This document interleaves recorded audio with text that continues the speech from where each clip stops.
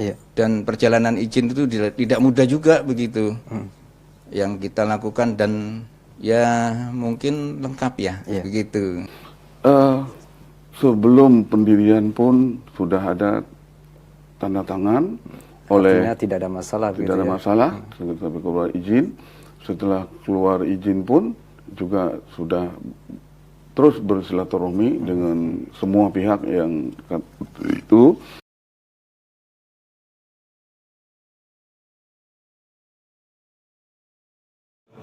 Kami secara kebetulan sudah diangkat dan dipercaya oleh pemerintah sebagai Ketua RW 10 yang secara domisili berdekatan sekali. Sebelumnya saya akan menyampaikan potensi RT yang ada. Ada 7 RT Pak, 7 RT di RW 10. Dan yang saya bawa ini, yang saya undang ini 4 RT Pak, 4 RT yang memang masuk ke dalam area dampak secara positif. Area dampak baik secara lingkungan maupun secara sosial. Di situ akan terasa sekali. Mungkin akan dijelaskan nanti RT-RT, Bapak Ketua RT dan IKM akan menjelaskan kenapa menolak. Kalau dia itu di RT berapa? RT secara de facto ada RT 5 Pak. Secara administrasi kewilayahan di RT 3. Jadi RT 5 dan RT 3 sudah ada Pak. Dan kenapa menolak? Mungkin nanti dari para ketua RT menjelaskan apa-apa sebab-sebab warga-warga yang menolak. Dan 2017 ini Pak, atau 2016 ini sebagai titik kulminasi dari 2001 yang sudah keluar IMB. Karena sudah keluar IMB, ternyata tidak ada konsekuensi dan konsekuensinya dari MIA terhadap warga di sana. Karena ada yang menyatakan jangan sampai mencampurkan masalah ajaran dia dengan yang ada di sana. Kalau di sana, nah tapi ternyata, nah tanggal 2017 itu titik kulminasinya. Kenapa sampai ini? Secara kebetulan bukan warga yang membongkar, tapi dari pihak sendiri, MIA sendiri yang membongkar. Jadi inilah mungkin jalan dari Allah SWT kaitannya dengan masalah penolakan itu. Nah hal yang lain mungkin kenapa saya menolak, karena memang terus terang saja RW 10 sudah bulat menolak akan ajarannya. Masjid jadikan tempat sarananya. Nah ini yang akhirnya akibat adanya penyampaian ajaran yang memang di luar ajaran kita, kayaknya akan terjadi pasti akan terjadi konflik sosial. Kalaupun tidak ditolak. Dan untuk lebih jelasnya mungkin silakan secara de facto-nya RT 5 Pak. Silakan Pak Alek menyampaikan. Saya kenalkan dulu Pak, nama saya Alek Pak. Saya Ketua RT 5 RW 10. Sebenarnya lokasi Masjid Imam Ahmad bin Hambal itu secara de facto ada di RT 5 RW 10. Berhubung alamatnya itu dirubah karena dia udah tahu belakang bahwa kita tidak akan menyetujui untuk renovasi atau pembangunan ulang. Nah, sedikit saya akan sampaikan kronologis mulai pembangunan masjid itu Pak. Mohon maaf ya. Jadi masjid itu mulai dibangunnya itu setelah Yazid Jawas diusir dari Cimanggu. Nah, setelah dia diusir dari Cimanggu itu, dia sempat jeda sebentar, dia membangun masjid di situ di tahun 2001 ceritanya itu. Nah, di situlah terjadi komunikasi antara Pak Okto dengan Pak Ustadz kami almarhum Ustadz Saroni. Nah, jadinya Ustadz Saroni dipanggil oleh Pak Okto untuk komunikasi urusan masjid. Nah, dengan dilihatnya Ustadz Saroni bergabung di situ oleh pihak kontraktor dan pengurus masjidnya itu, akhirnya Ustadz Saroni dirangkul sama mereka. Nah, ikutlah Ustadz Saroni itu ke rapat di kelurahan. Sekarang kelurahan itu jadi McD, kecamatan. Situ. Kecamatan. Nah, ini Pak, saya bukan kata orang, Pak Ustadz Saroni yang cerita sama saya. Nah, disitulah kata Ustadz Saroni, masa masjid kita tolak? Ya udah, Saya dukung. Mana yang mau tanda tangan? Kata Ustaz Saroni.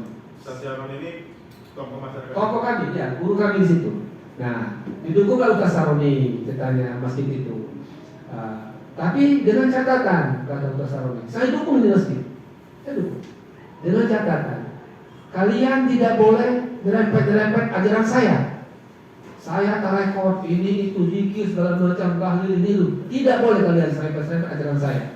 Nah, dengan berjalannya waktu Pak, dari 2001 sampai akhir 2016, 2015 akhir itu Pak, sampai masjid itu dibongkar, Ustaz Saroni itu Pak merasa berdosa.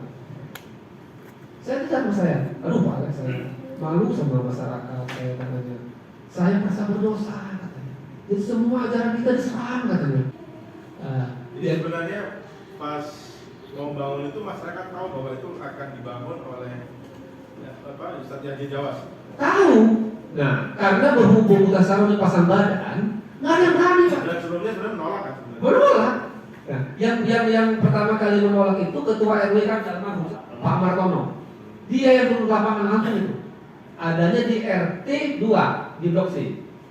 Nah, pas ketika Pak Martono mengetahui bahwa Pak Ustaz Saroni udah pasang badan, nggak ada yang berani Pak. Satu Saroni itu. Terus masjidnya jadi tahun berapa? 2001. 2001. Nah, di tahun 2001 itu sebenarnya dari tahun 2001 sampai 2016 itu yang rame mereka sebarkan di medsos itu tuh seolah-olah tidak ada konflik Pak. Tidak ada konflik sama sekali sampai masjid itu dibongkar. Itu tidak benar fakta itu Pak. Iya. Dan perjalanan izin itu tidak mudah juga begitu.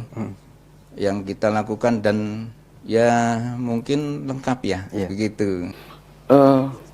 Sebelum pendirian pun sudah ada tanda tangan oleh Artinya tidak ada masalah. tidak ada masalah sampai keluar izin.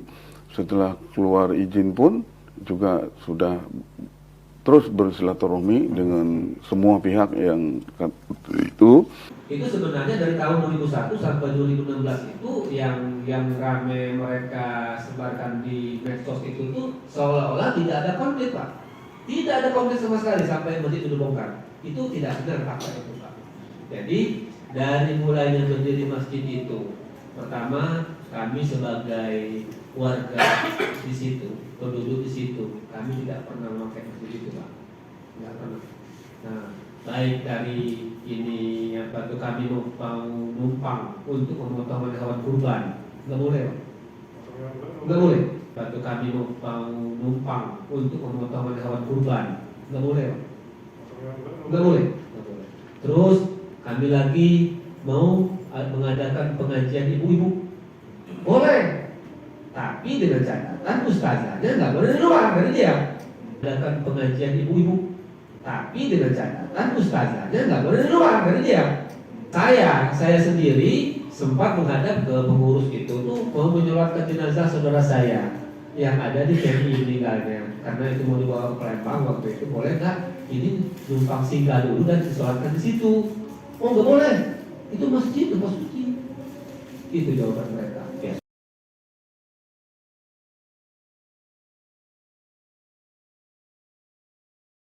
Assalamualaikum warahmatullahi wabarakatuh. Jadi sebelum saya jadi ketua RT, saya sempat menjadi koordinator keamanan.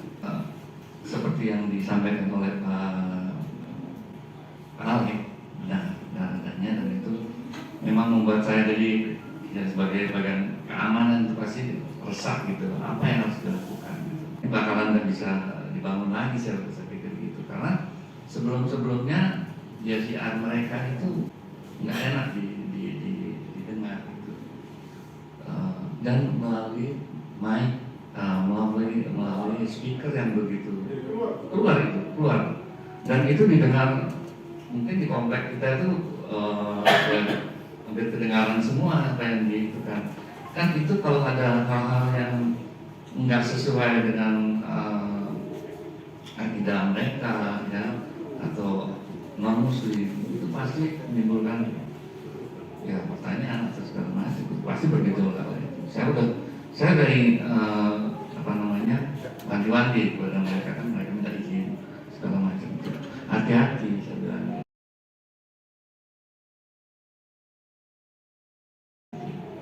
saat itu boleh mungkin menurut saya asal di ruangan tertutup yang tidak didengar oleh orang lain gitu. Terserah kalau mau didengar oleh ahli lingkungan sendiri, oleh kelompok sendiri, itu saya nggak bisa itu kan. Tapi kalau ini sampai keluar dan menimbulkan gejolak, pasti akan berdampak. Benar. Nah itu akhirnya ya ini tadi yang terkait itu demo segala macam itu menyebabkan, dan itu non muslim pun mendengar karena itu keras mendengar kok begitu sih gitu. Kita malu nih sebagai umat muslim yang sama-sama ada sama-sama itu.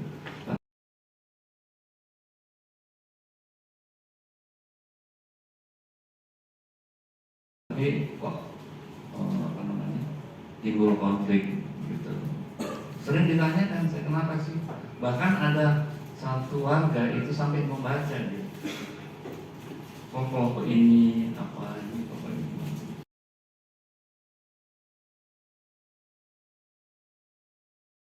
Yang sempat saya jadi sakit hati juga waktu itu karena ada warga saya ada yang meninggal. Saya sudah berdiri di masjid itu menunggu mereka. Oh nggak lewat-lewat, ternyata tidak diperbolehkan di situ. Tidak dulu. Itu langsung saya sendiri, saya ingin ikut menyolati mayat kan, tapi nggak bisa. Lalu tidak diperbolehkan.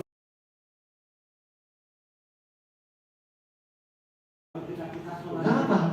Saya sholat di situ. Saya sholat di situ. Dianggap aneh aja, beda dengan itu. Yang inilah gitu.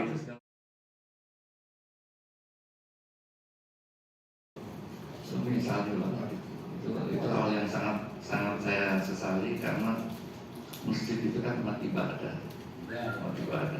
jadi kita sampai begitu. Saya Darma Setiawan, warga di RT 3 yang kebetulan berseberangan kompleknya dengan MIA. Kami mewakili warga suatu yang sesepuh juga senior. Awal mulanya saya memang sholat di sana, Pak. Memang beberapa hari kemudian saya rasakan itu ada perbedaan dan aneh gitu. Seperti contohnya mereka tidak mengusap setelah salam. Kita salami sendiri setelah salam dan kayak cuek gitu, Pak. Iya betul, itu cuek, Pak. Tuh.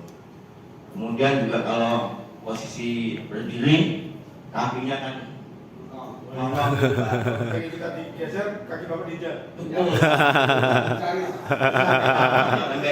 Nah itu. Karena ada cerita, Pak, dari seorang TNI ikut sholat itu, dia kesel, karena diinjak, Pak. Ada cerita gimana? Nah, saya merasa aneh. Ini apa? Alirannya apa? Saya waktu belum tahu, Pak. Sampai saya ikut juga ceramah tausiah yang disampaikan oleh Ustadz Yazid Jawa itu. Beberapa kali ikut. Mereka memang menyampaikannya itu banyak menyebut bid'ah. Merayakan hari besar Islam itu bid'ah. Mereka salaman namanya itu bid'ah. Dan bid'ah ini kalau diteruskan jalan terus orangnya kesirik. Itu yang saya dengar dari Ustadz Yazid.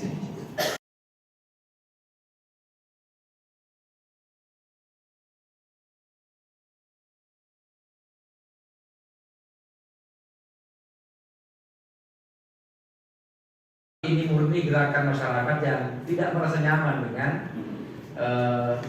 situasi yang terjadi di tengah komunitas yang mereka miliki. Dia datang orang mana-mana, ya Pak RT, Pak RW, agar tidak terjadi miskomunikasi antara warga dengan pengguna jamaah. Yang terjadi kan bukan begitu, Pak Ketua. Kadang-kadang panitia siapa yang datang siapa ke warga. Panitia yang di mana yang datang ke Pemkot untuk urus surat-surat siapa.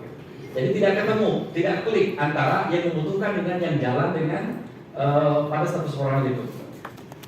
Yang tidak lulus spek teknis itu bisa keluar di mohon maaf. Apalagi misalnya, betulkah di situ butuh masjid? Karena kalau dilihat dari kacamata topografi masyarakatnya, itu masyarakat usahawan, daerah ruko, daerah komersil.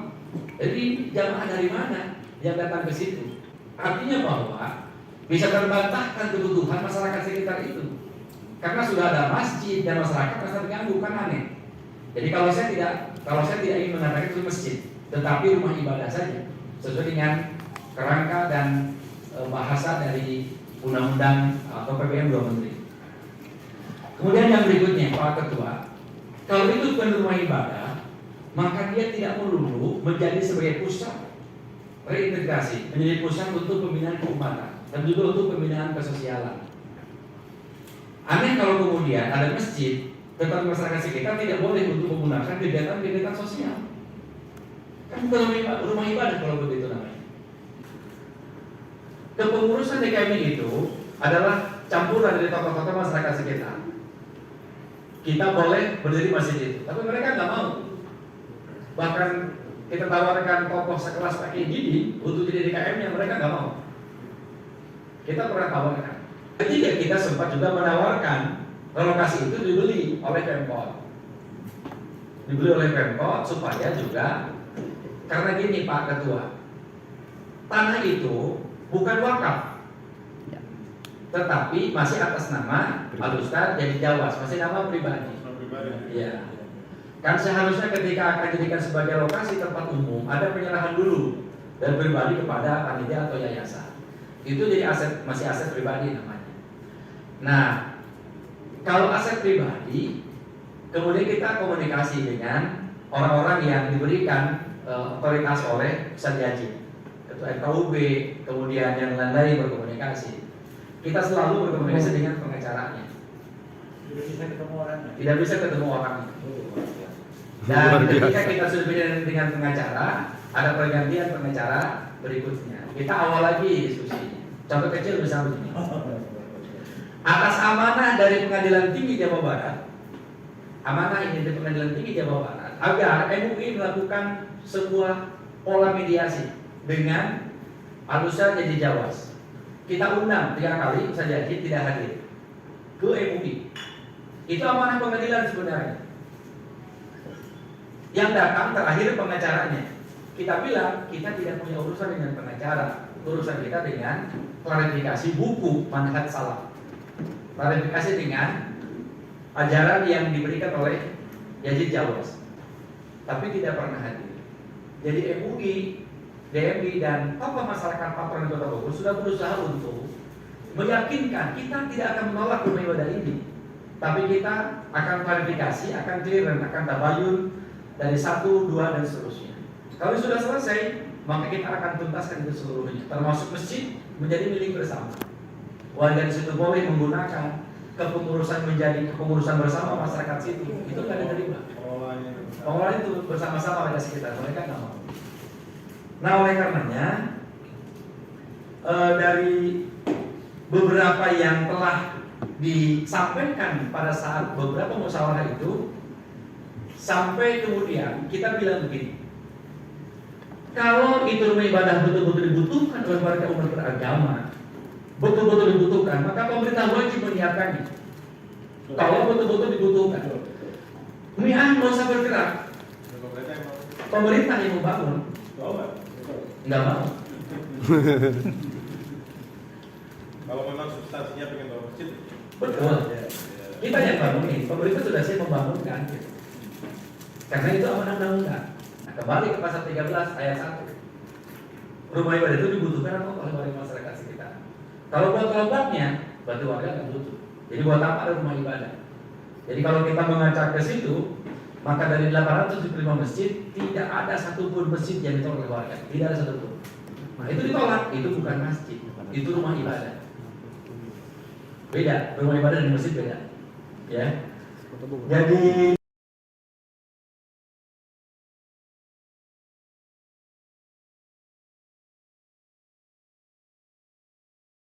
Dengan MUI Kota Bogor bahwa memang selain ajaran yang disampaikan oleh Ustadz Yazid juga dinyatakan bermasalah, berdasarkan kategori MUI sudah melanggar kode etik dakwah MUI.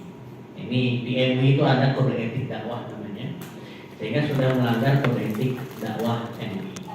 Nah, kenapa tidak bisa dipisahkan antara ajaran Ustadz Yazid Jawas dengan Masjid Imam Ahmad bin Hanbal?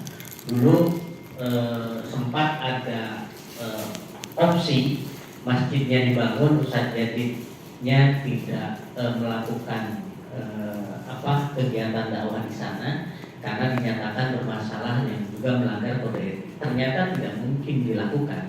Tadi yang disampaikan oleh Kiai Haji Adi Sarmili bahwa lahan yang dijadikan pembangunan masjid itu adalah milik pribadi Ustadz Yazid Jawas. Maka dari itu pernah pemerintah Kota Bogor dalam salah satu persidangan itu menang. Ini dasarnya adalah ini. Walaupun akhirnya dibatalkan lagi oleh pengadilan di atasnya karena Ustadz Yazid Jawas ada dalam akte yayasan pendidikan Imam Ahmad bin Hanbal. Dan lebih jelas lagi bahwa MB sebelumnya itu atas nama pribadi. Kalau saat ini atas nama yayasan, IMB yang 2001 yang disampaikan oleh Pak Alek tadi itu atas nama pribadi. Itu berdasarkan dokumen yang kami lihat di dokumen yang ada. Kemudian kami dari FOB Kota Bogor melihat bahwa penanganan yang selanjutnya mungkin dilakukan. Yang pertama yang kami jaga adalah jangan sampai ada korban. Baik itu korban konflik sosial maupun korban masyarakat yang tidak bisa ibadah. Nah, untuk kasus Masjid Imam Ahmad bin Hanbal ini tidak ada korban. Artinya sampai hari ini tidak ada warga masyarakat yang tidak bisa ibadah gara-gara nggak ada Masjid Imam Ahmad bin Hanbal.